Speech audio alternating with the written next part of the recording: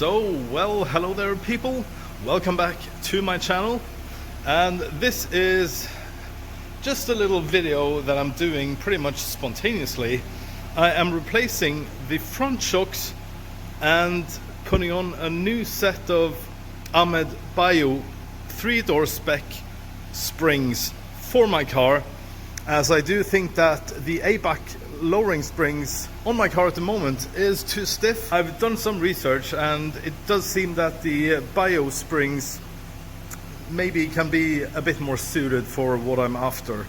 So anyways, this is how the car sits, and I'll get back to you as I go along, hopefully.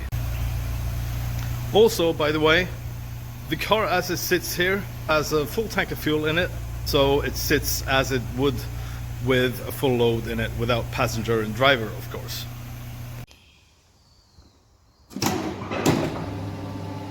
Up we go.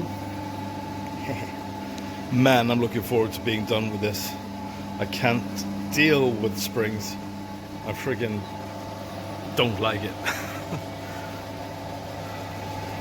Oh, I don't want you to sit outside, and you don't want to sit outside either. So let's go then.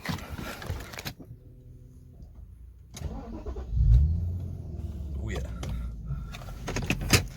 This car is so smooth. I friggin' love it. I actually prefer this car, or this Mercedes, over my 500e or my X500e, because it's just so... I don't think the word smooth doesn't cover it in a way. So there we are, steering wheel straight, cozy waiting. So people, first rear spring is removed. So I just want to give you a little quick walkthrough of how to take these springs out, and that is basically to remove this lower bolt on the shock absorber. You have to loosen the outer part of the drive shaft, or the half axle shaft. So you loosen these so you can move the drive shaft upwards. And I also loosened the stabilizer bar inner bushings there, and then you can lower the trailing arm pretty far down, and you can take the spring out here. So you really want to pay attention to the, you don't want this to hang in the brake lining. Fortunately, I did not have to take these off. It is by a hair's thread that this works. So just pay attention to that. I actually think I bend it a bit, but I think it will be okay. So anyways, pay attention to that when you lower it. Anywho, let me clean this trailing arm up. So now cleaned up, also cleaned up down there. Make sure you get all like rocks and crap out of there before we put in the new springs. Oh, look at my boat, lovely RC boat. Ooh, hello.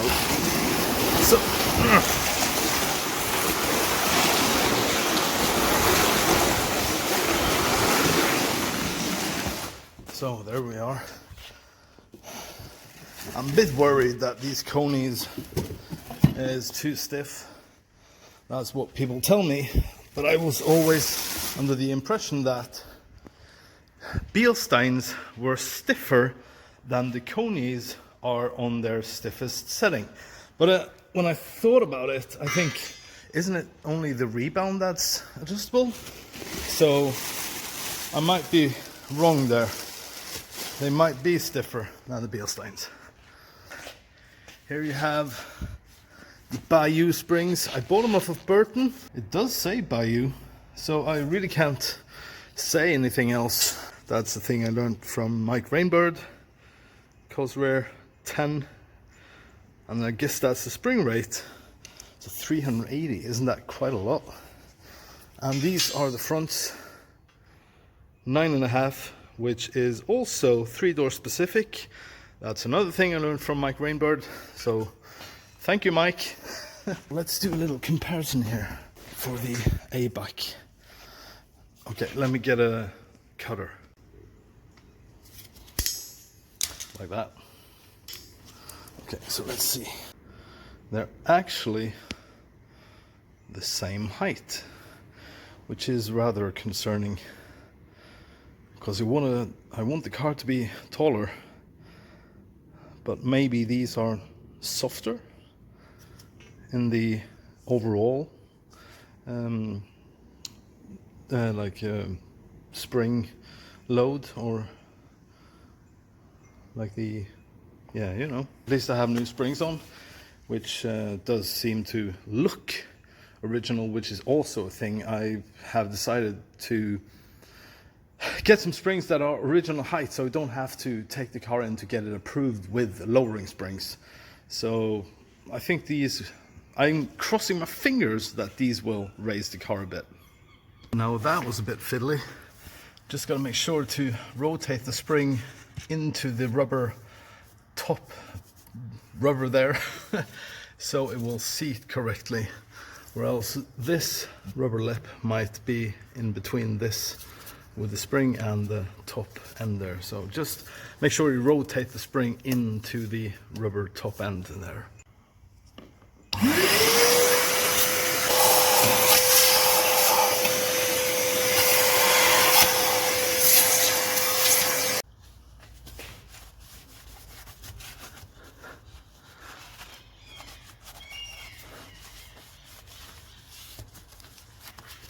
Gotta do some cleaning here too. Can't mount a new spring with it being dusty. That was good. Or better. Sweetness. So, new springs in. That wasn't too hard, but I guess if you have to do it yourself at home without a lifter and tools, you have my utter hugest respect. Not too fond of doing work on springs, so people working on the cars in the streets, I have a huge respect for those guys and you guys that do that. Anyways, I just bolt up stuff here and then I will move up front. Bye bye A-Bucks. So then I'm back and I am ready to take out the front shock assembly, the McPherson strut assembly. And how I do it is basically to remove the load from the suspension so I can easily get the shock absorber out of this clamp here. That is often a pain in the ass, to be honest, to get that out because there's so much force in the stabilizer bar. So what I do is to remove the two inner stabilizer bar bushings.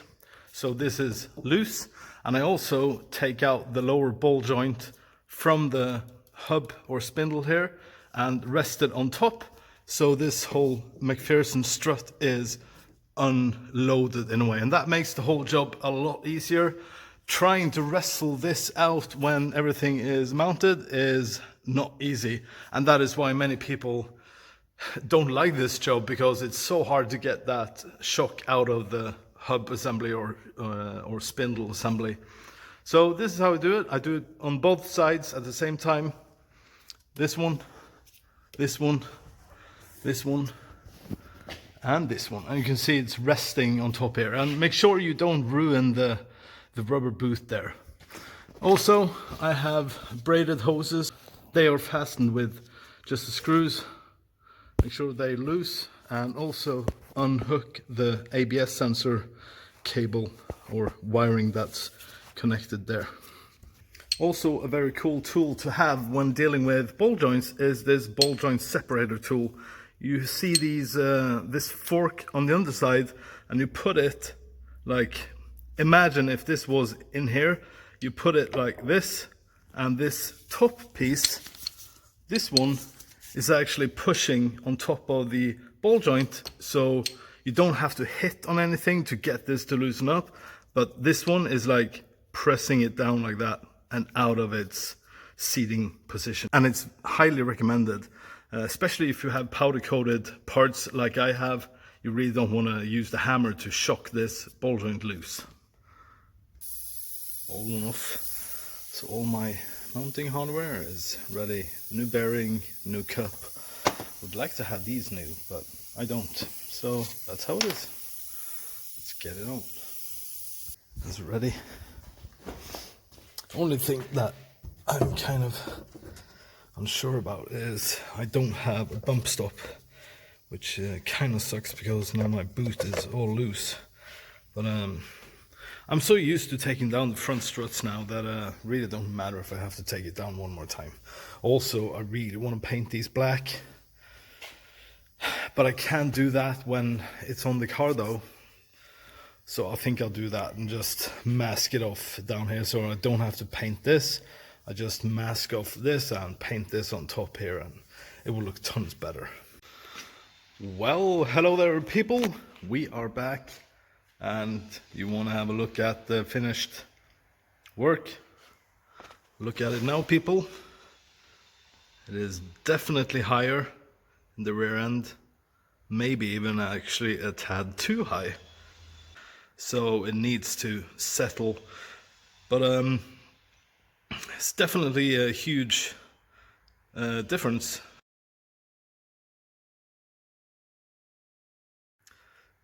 The Koni shocks were horrific quality to mount into the spindle. There was almost 0.7 millimeters larger diameter on the shock diameter. So I had to grind off all the powder coating on the shock to get it to fit.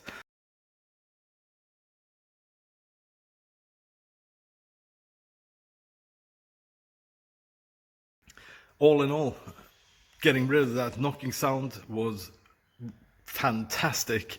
And now I'm just gonna drive the car. I'm gonna go out now for a little drive and just see how it works. Welcome back. This is the little ending credits. And I'm now out test driving the car and I'm happy to say that the knocking sound from Upfront is gone. And I'm pretty much just super happy with the car, how it drives now with the new springs. It feels so different than with the A-Box springs. It is definitely softer. And obviously with a bad front shock everything seems just wrong then. So with the shocks being in good order now up front, everything is definitely better. But I think the car feels better now also with the new springs, because now the car is a bit higher in the rear end and it just feels so different. And yeah, so that was basically all I wanted to say people. I hope you liked this video and I hope to see you guys in my future videos. So until then, you have a great day. See you guys later. Bye bye bye.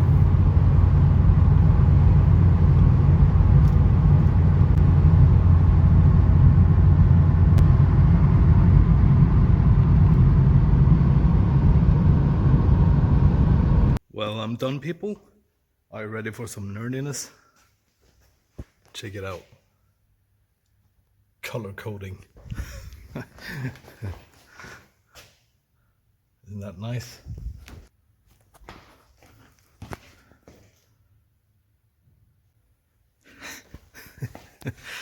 Oh, I surprised myself.